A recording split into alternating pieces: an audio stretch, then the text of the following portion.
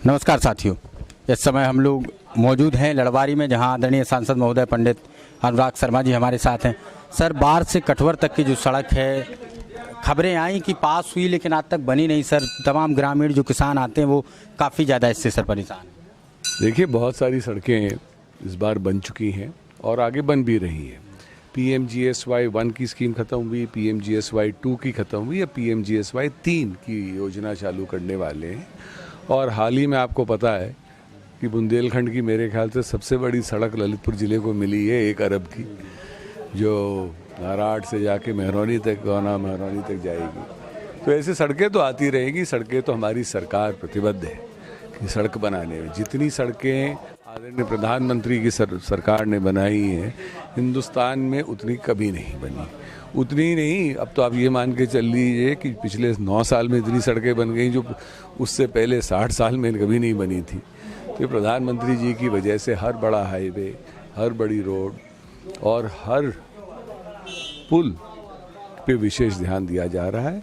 इसका भी आएगा नंबर, हम करवा देंगे। अगर हो चुका टेंडर तो फिर चालू हो जाएगी। सर, मध्य प्रदेश जो चुनाव इस समय चल रहे हैं, मतलब जो चुनाव आने वाले हैं, उसमें आपकी पार्टी किस तरीके से लोगों के पास जाकर, क्योंकि जब हम लोगों से बात करते हैं तो वहाँ पर एक कांग्रेस का पक्ष भी दिखाई देता है, तो ऐसी स्थिति में वहाँ पर क्या तैयारियाँ आपकी चल रही हैं? देखिए, विशेष रूप से मध्य प्रदेश की मुझे बहुत ज़्यादा जानकारी नहीं है, मैं विशेषज्ञ नहीं हूँ उस मामले में, पर क्योंकि मेरा क्षेत्र मध्य प्रदेश से लगता है और बहुत सारे लोग झांसी में मेरे घर मध्य प्रदेश से आते हैं, तो इस बार जो लग रहा है प्रधानमंत्री के काम की वजह से, और दूसरा जो मुख्यमंत्री जी ने अभी लाडली स्कीम शुरू करी है और हर बेटी को कुछ ना कुछ देने की व्यवस्था करी गई है, इन पे उनकी कहीं ज़्यादा लोकप्रियता बढ़ी गई है। दूसरा, जब बीच में कांग्रेस का थोड़े दिनों के लिए कार्यकाल रहा तो आपने नोटिस किया होगा कि उसी समय उनमें खुद ही आपसी में विवाद हो गए और इतना बंदर बाट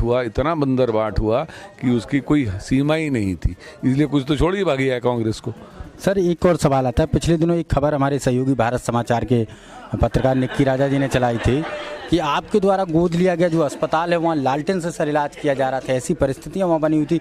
भारत समाचार इसको मुख्य रूप से दिखाता है, तो सर इस पर क्या कहेंगे?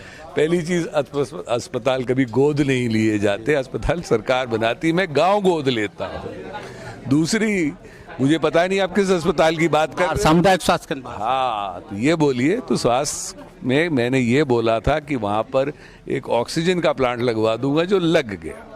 दूसरा ये बोला गया था कि वहाँ पर हम एक डिजिटल एक्सरे मशीन की व्यवस्था कराएंगे, जो लग गई। तो दोनों काम हो गए। कभी बिजली आती है, कभी बिजली नहीं आती, पर ये तो बातें बनाने की है कि लालटेन से। वहाँ कोई सर्जन ही नहीं है तो ऑपरेशन कहाँ से हो रहे हैं भाई?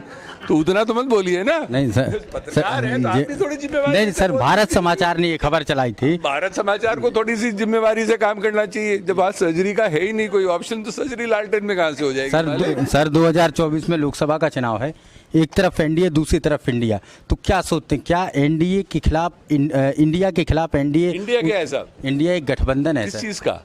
सभी पार्टियों का 38 दल उसमें। हाँ, यूपीए की बात कर रहे हैं जी, तो नाम बदल लिया। जी। क्यों बदल लिया? वो कांग्रेस वाले जवाब देंगे। क्यों बदल लिया? आप पूछ तो लो लोगों से। पूछेंगे सर, जब प्रदीप जैनादेश साहब मिलेंगे पूछेंगे। हाँ, तो मेरी ओर से एक चीज पूछ लीजिएगा। जी।